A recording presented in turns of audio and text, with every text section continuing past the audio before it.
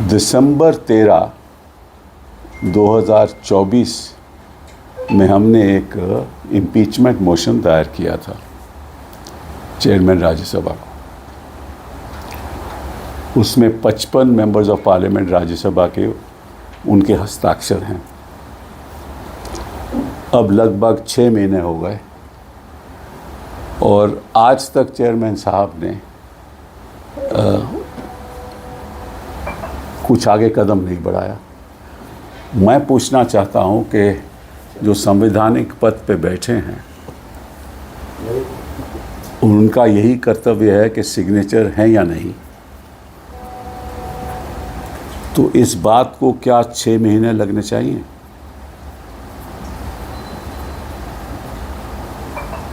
और एक और सवाल भी उठता है, क्या ये सरकार शेखर यादव की बचाई में लगी हुई है? ये बड़े दुख की बात है कि अगर संवैधानिक पद पे और ऐसे संवैधानिक पद पे जो मैं समझता हूं कि प्रोटोकॉल में नंबर 2 है, अगर वही अपना संवैधानिक कर्तव्य निभाने में 6 महीने लगा दे तो सवाल तो उठेंगे ना। और एक चौंकानी बात और है कि आपको याद होगा कि जब शेखर यादव ने वीएचपी के कहने पे भाषण दिया हाई कोर्ट के प्रेमिसेस में, तो वो बात सुप्रीम कोर्ट में आई और सुप्रीम कोर्ट ने उस पर कदम उठाया। शेखर यादव को दिल्ली में बुलाया गया और उनसे पूछा गया कि ये आपने कैसे किया है।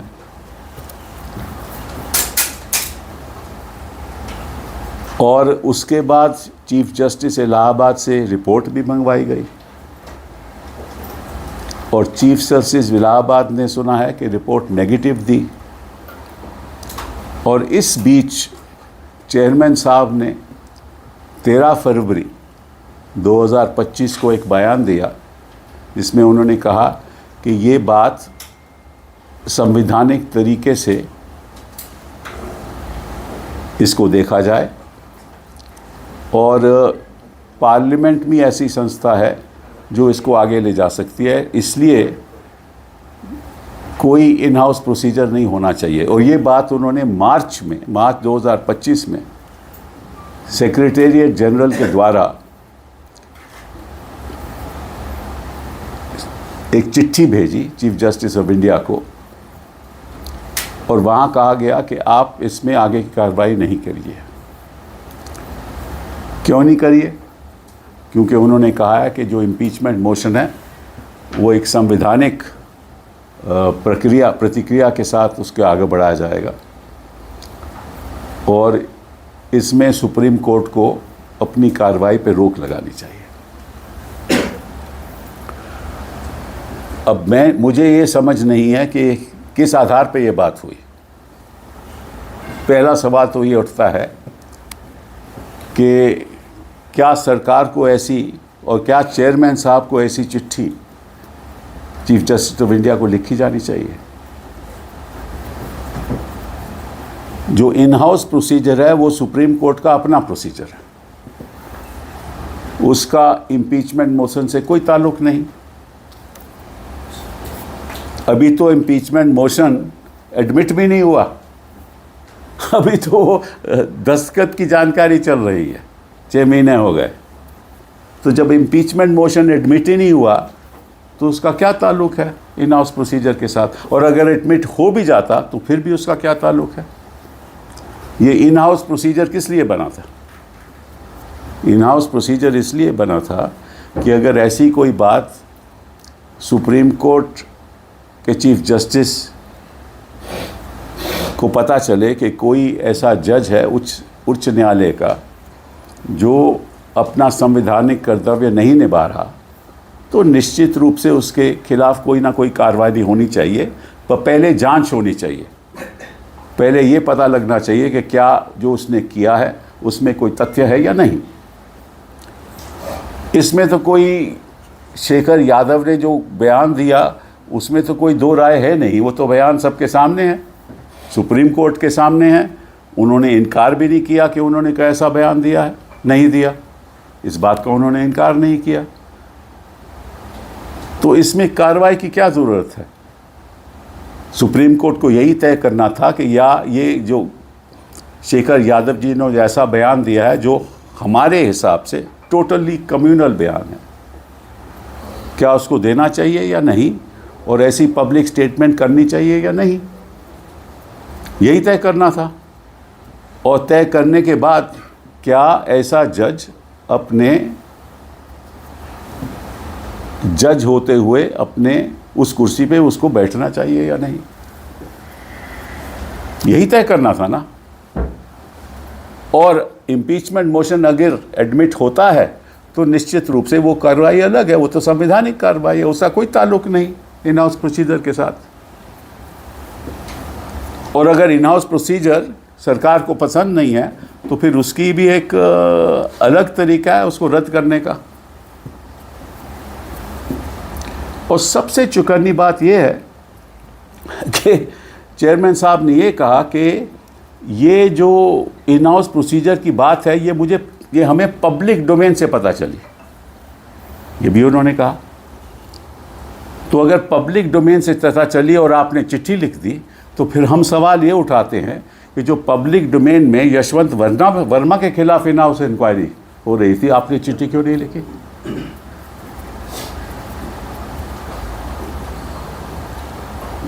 क्यों नहीं चिट्ठी लिखी? क्योंकि वो भी पब्लिक डोमेन में था।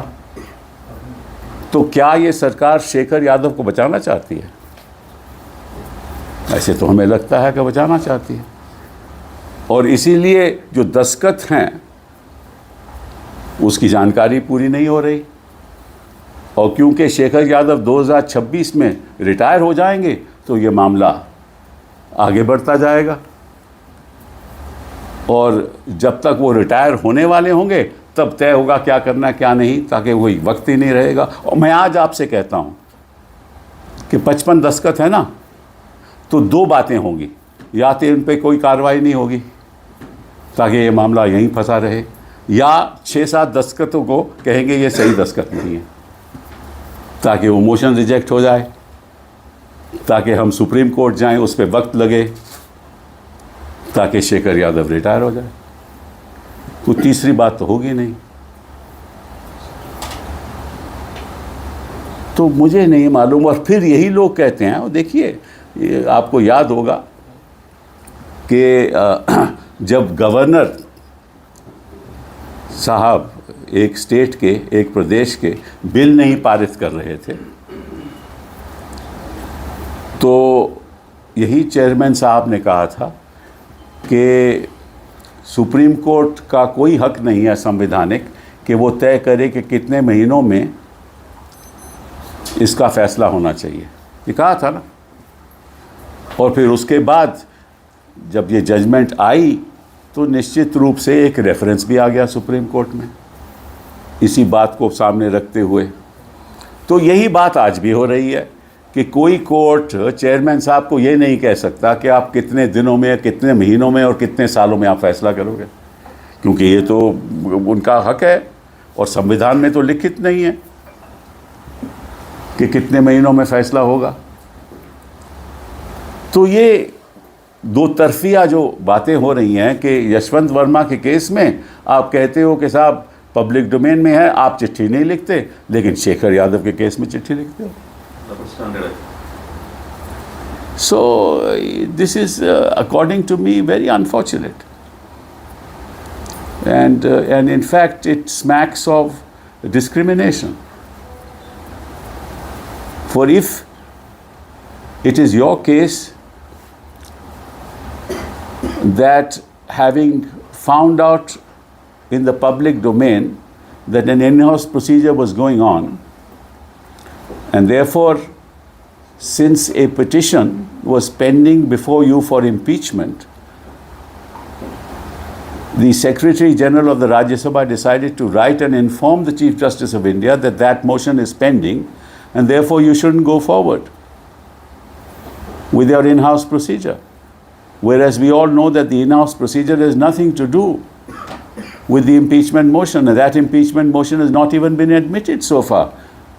We filed the impeachment motion on December 13, 2024, and we are in June 2025. 6 months have passed, and the Secretariat has not yet verified, Secretariat of the Rajya Sabha has not yet verified 55 signatures. How long does that take? I asked the Secretariat of the Rajya Sabha. How long does that take? And how long will it take? And how long will you be delaying this? Because your attempt of this government is to save Shekhar Yadav for what he said, which was entirely communal, when he made this speech on 8th of December 2024. And the Chief Justice of India decided to start an in-house procedure to find out as to what the stand of Shekhar Yadav was. He was called. He was asked as to whether he had given this speech, of course, that he couldn't deny. And after that, when obviously the government thought that this would go further and the in-house procedure would start, especially when the Allahabad Chief Justice of the Allahabad High Court gave a negative report, and there were other complaints also against Shekhar Yadav. So knowing that this would lead to deep embarrassment, they decided to protect Shekhar Yadav, and therefore they have delayed the signature campaign. They have delayed the verification of signatures. And this will go on and on and on till he retires in 2026, early 2026. This is very unfortunate. And if the in-house procedure, which was in the public domain, came to be the reason for the Secretary General of the Rajya Sabha to write to the Supreme Court Chief Justice of India's office, then surely the same procedure should have been followed in the case of Yashwant Verma. Because that also in-house procedure was in the public domain. So why didn't that happen? Why are you trying to save Shekhar Yadav and at the same time target some other judge?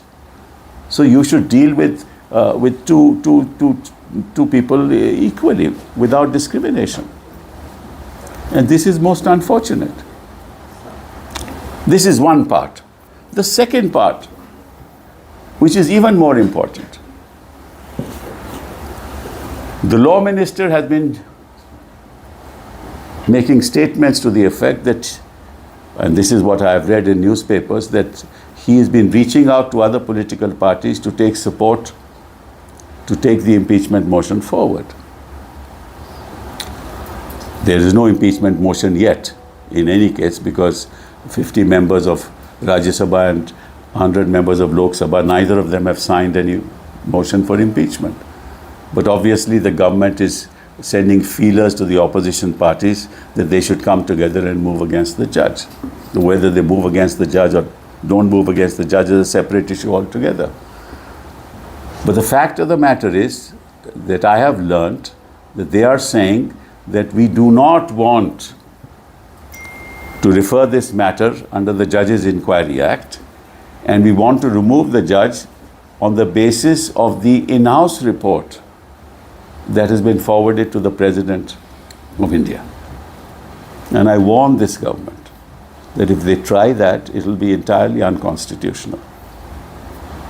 Because the in-house inquiry report is only for the Supreme Court of India, not meant to be an inquiry which is followed through an impeachment motion under the Judges Inquiry Act. तो कहने का मतलब ये है कि रिजिजू साहब ने प्रयास कर रहे हैं विपक्षी दलों के साथ कि इकट्ठा होकर ये तय करना चाहिए कि इस जज को रिमूव करें, यशवंत वर्मा को रिमूव करें। रिमूव करेंगे या नहीं करेंगे, अभी तब तो कोई इम्पीचमेंट मोशन है ही नहीं। ना 50 मेंबर ऑफ पार्लियामेंट ने राज्यसभा में हस्ताक्षर किए हैं, ना 100 मेंबर पार्लियामेंट लोकसभा में हस्ताक्षर किए हैं। तो इम्पीचमेंट मोशन तो वो सामने है नहीं। लेकिन हमें ये जानकारी है कि उन्होंने कई वकीलों से भी बात की है कि हम चाहते हैं कि ये जो इन हाउस रिपोर्ट है, इसके आधार पे हम जज को रिमूव कर दें।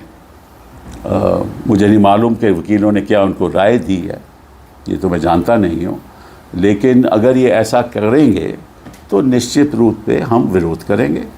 ये पूरा असंवैधानिक है और हम ये चेतावनी देते हैं इस सरकार को, अगर ऐसा करेंगे तो पूरा असंवैधानिक होगा और हम इस पे फिर जो भी करना होगा करेंगे, क्योंकि हम सोचते हैं कि ऐसे अगर प्रेसिडेंट बन जाएं तो निश्चित रूप से जुडिशल इंडिपेंडेंस को भी बड़ा भारी खतरा है, क्योंकि कोई भी इन हाउस रिपोर्ट हो जाए और उसके बाद विदाउट अ जजेस इंक्वायरी एक्ट उसको इम्पीच किया जाए, तो ये मैं समझता हूँ कि एक इनडायरेक्ट वे है ऑफ कंट्रोलिंग द जुडिशरी। तो ये भारी जुडिशियल इंडिपेंडेंस के लिए बड़ी ख़तरनाक बात है। It's very dangerous to bypass the Judges Inquiry Act and start removing judges on the basis of some findings through an in-house procedure, which may be valid, may not be valid. That I don't know.